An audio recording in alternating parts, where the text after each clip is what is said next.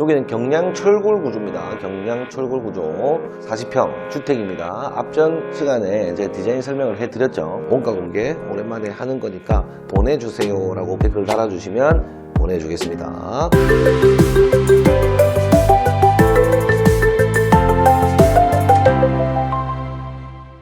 자, 안녕하십니까. 미치야 미친다 광성엔 아큐노TV 박대표입니다. 반갑습니다. 뿅. 요즘 사람이 많이 한다. 아씨, 괜히 했나. 자, 저번 시간에 프로젝트 J 현장 했죠. 오늘 원가 공개할 예정인데, 사실은 이 공사를, 공사하면서 옆에 계시던 분이 내 것도 좀 해둬라 해가지고 요청하신 부분이 주거기 때문에, 뭐 상업 공간이 아니기 때문에 이러이러한 분이 이러한 곳에 집을 짓고자 하시는데, 건축주님 집과 근접한 곳에 있는데 건축물을 지어줘도 되겠느냐, 그렇게 큰 규모는 아니고 뭐 일반적인 건물로 짓기를 원하셔가지고 디자인 요소만 조금 얹혀서 지어도 되겠느냐 하니까 흔쾌히 괜찮다 그렇게 하셔가지고 그렇게 급하게 일을 진행을 하게 됐어요. 빨리 그림 그려가지고 빨리 허가 잡아놓고 빨리 도면 나오면 빨리 물량 산출하고 바로 그냥 하는 김에 하다 보니까 번개불 콩 굽듯이 막 해도 되나 하면서 급하게 하고 마무리하고, 저는 돈 아껴가지고 우물이랑 정자랑 조금 만들어서 해드리려고 생각을 하고 있고, 여기는 경량 철골 구조입니다. 경량 철골 구조 40평 주택입니다. 앞전 시간에 이제 디자인 설명을 해드렸죠. 안락하게 공사가 잘 됐어요. 이게 첫 번째로 뷰가 좋고, 두 번째 굉장히 아늑해요. 그 집에 들어가면 기운이라는 게 있지 않습니까? 차다, 온화하네, 뭐 아늑하네, 뭐 이런 기운들 있잖아요. 기운이 굉장히 좋았던 집이었던 것 같아요. 제가 그래 가자마자 전화를 했어요.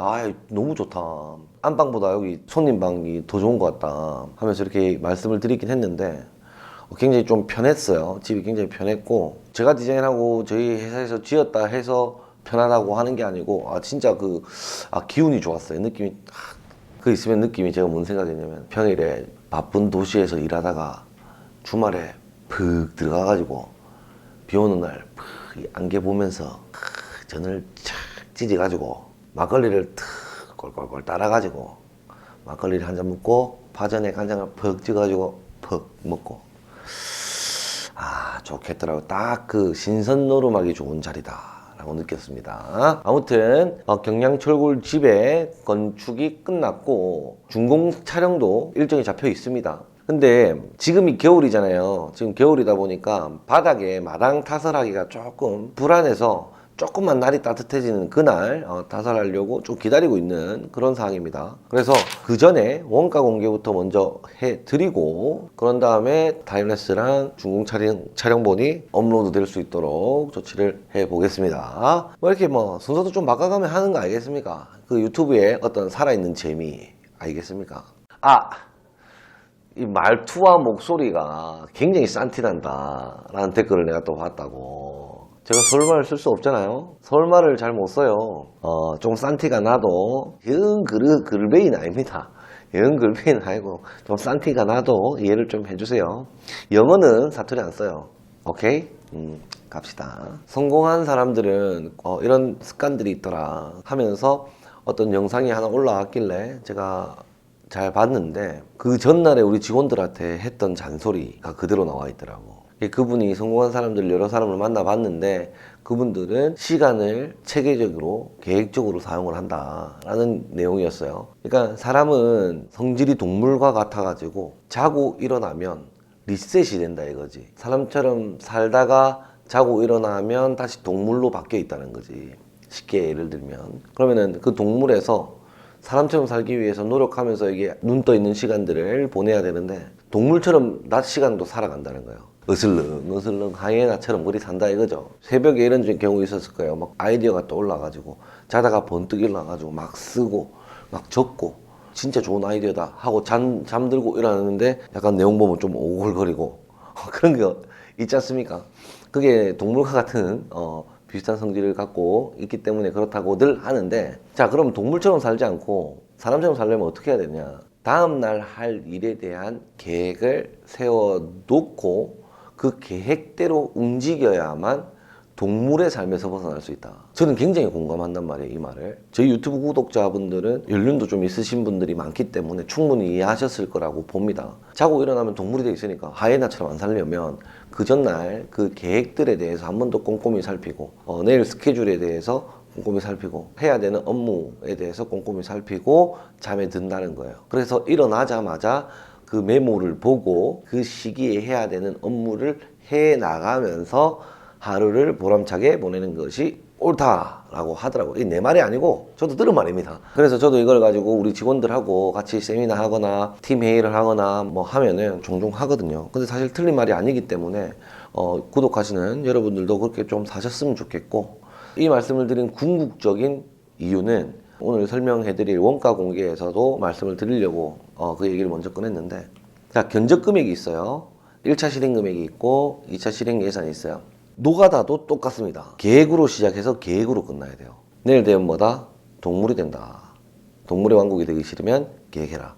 자, 1차 실행은 공사 전이죠. 2차 실행은 공사 중. 이렇게 나뉘는데, 1차 실행은 우리가 희망사항을 걸어가지고 이 정도 금액에 해보자 해서 계획을 잡는 거예요. 항상 얘기하는 게 있죠. 대통령 꿈은 꿔야 국회의원이라도 한다. 그래서 1차 실행은 실행을 많이 낮게 잡아요. 많이 낮게 잡아야 조금 더 나와도 견적보다 아낄 수 있다 라는 게 보여지기 때문에 실행 금액은 조금 낮게 측정을 한다라는 겁니다. 그래서 보시면 목수와 철근, 타설, 경량철 구조물에는 목수와 철근과 타설 업무를 해야 되는 일이 극히 드물죠.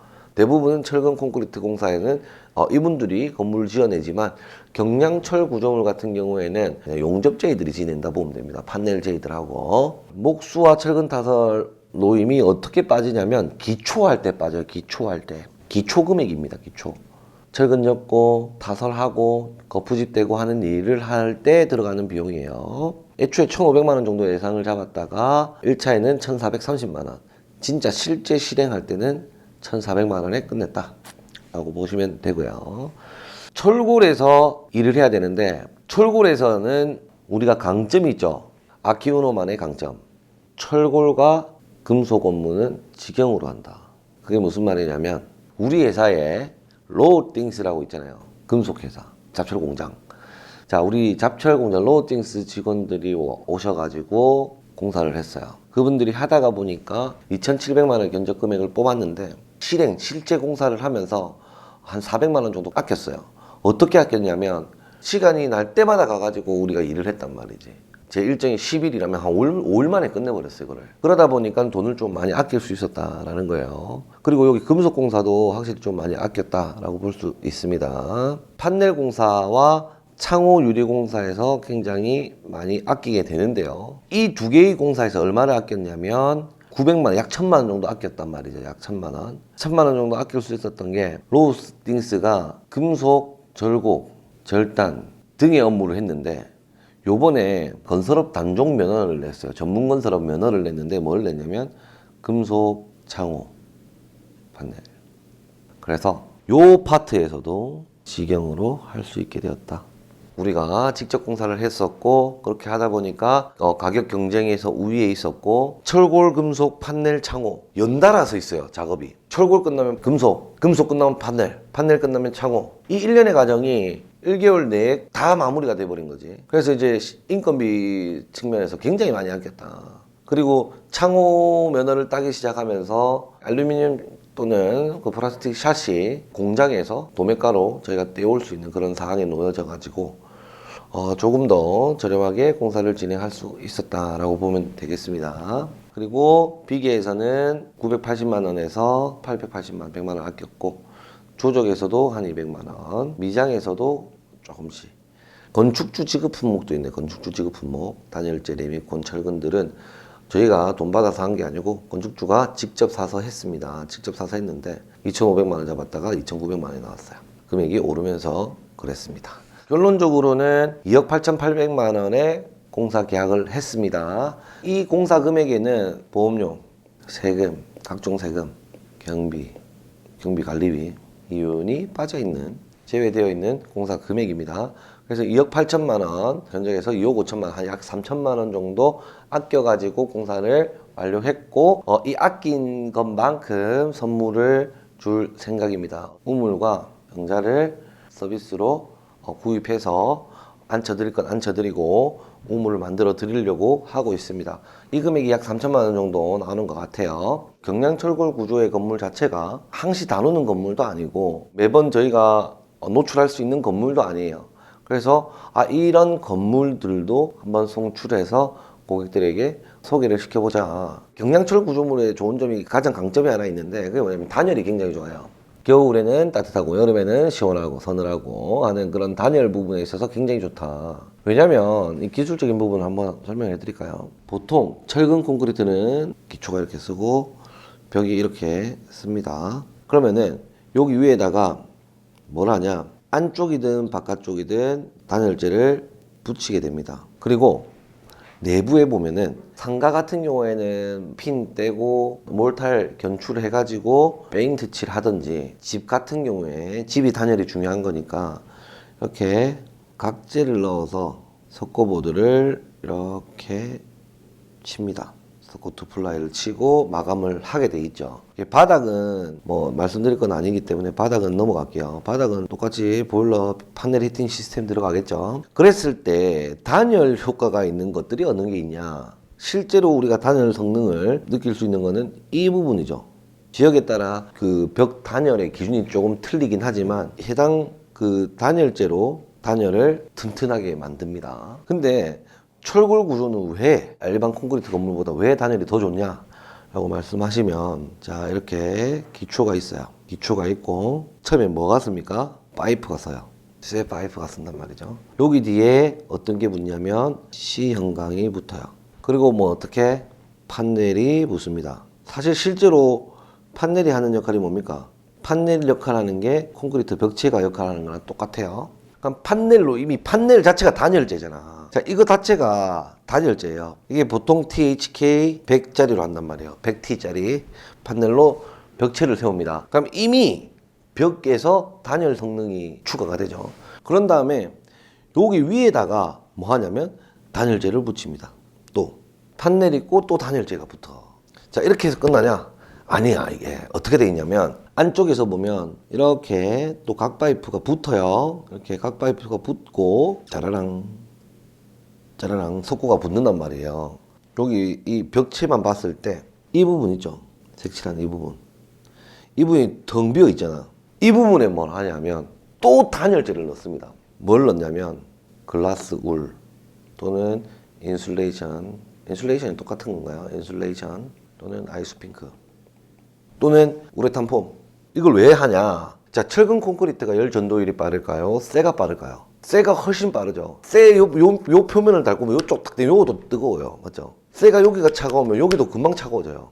열 전도율이 쇠가 훨씬 빠르단 말이에요. 그러면 파이프가 올라가 있단 말이에요. 파이프가 올라가 있는데 이 파이프가 열 전도율이 얼마나 빠르겠습니까? 찬 기운을 안으로 얼마나 방출 많이 하겠어요. 여기가 안에 벽이고 이게 기둥이라고 봤을 때 여기 판넬이 외벽에 붙어 있다고. 안쪽 요쪽면 뜨거워. 안에 보일러를 떼가지고. 요쪽엔 차가워. 그럼 이 두 개 만나면 어떻게 됩니까? 안개가 생기고 비가 내리나요? 그게 아니고 결로가 생겨요. 결로. 찬 공기와 뜨거운 공기가 확 만나면서 결로가 생기면서 물방울이 고이기 시작합니다. 그러면 이걸 그대로 놔두면 어떻게 되겠냐?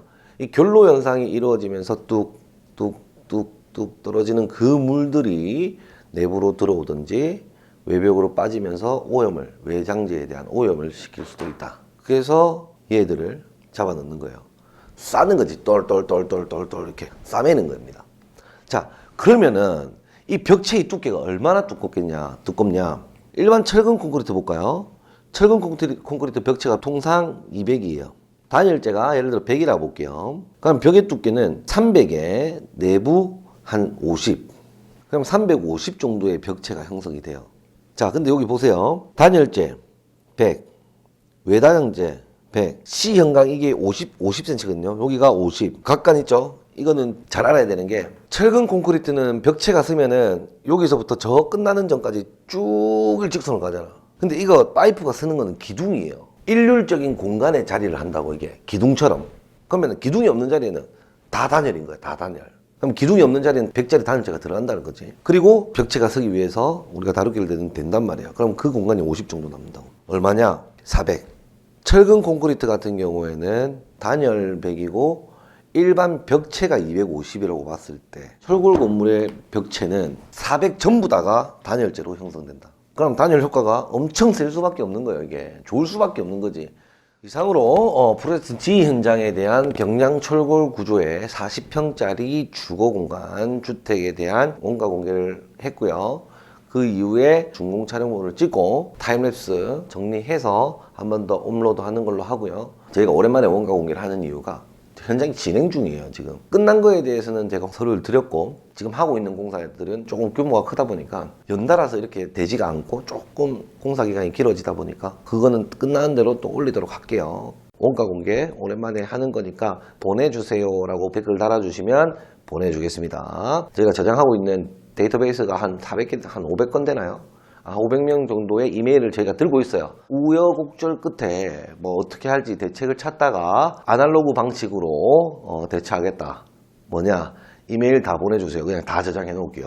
그래서 보내주세요 했을 때 그 아이디가 적혀 있는 사람들만 탁 올리면 이메일이 탁 적힐 수 있게끔 해서 제가 보내드리니까요. 보내주세요. 고생하십니다. 이렇게 한번 딱 적어주시면 보내드리겠습니다. 그리고 건축비 지원 이벤트를 진행하고 있는데 호응이 좋습니다. 호응이 굉장히 좋습니다. 그래서 오늘도 미팅을 다 하고 오늘도 정리가 된 후에 한 번 더 언급을 해드리도록 하겠습니다. 자, 이상으로 마치도록 하고요. 구독과 좋아요, 알람 설정까지 부탁드리겠습니다. 감사합니다.